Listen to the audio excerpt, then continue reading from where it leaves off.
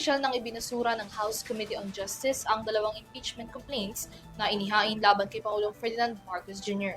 Yan ay matapos aprubahan ng mayorya ng mga miyembro ng komite ang committee report at resolusyong inirerekomenda ang dismissal ng reklamo. Mula rito, nakatakda pang pagbotohan ng lahat ng mambabatas kung tatanggapin at aaprubahan ang ganap na pagbasura sa impeachment complaints. Si Criza Lopez para sa Balita.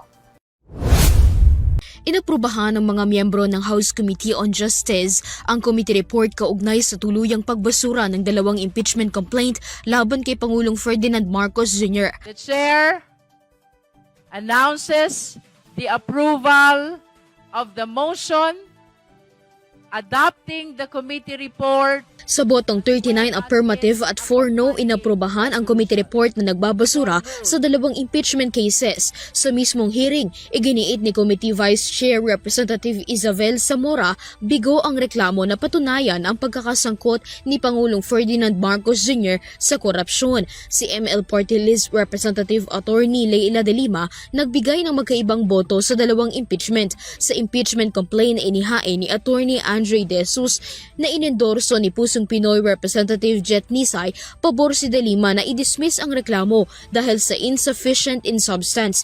Ngunit hindi siya pumabor na ibasura ang reklamo mula sa civil societies. Tinawag niyang premature ang desisyon ng Kamara na tapusin ang reklamo sa determination of sufficiency in form at substance. Giit niya na may bigat ang mga aligasyon na nakasaad sa reklamo ng Maza et al. For me, the majority has prematurely dismissed the Maza et al. Complaint at this stage of the proceedings, which is supposedly just the determination in substance of the complaint. So, dissent and concur.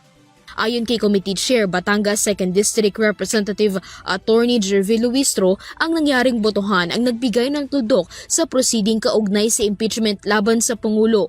Nevertheless, both the impeachment complaint and its accompanying resolution are subject to the approval or disapproval of the plenary once it is included in the order of business.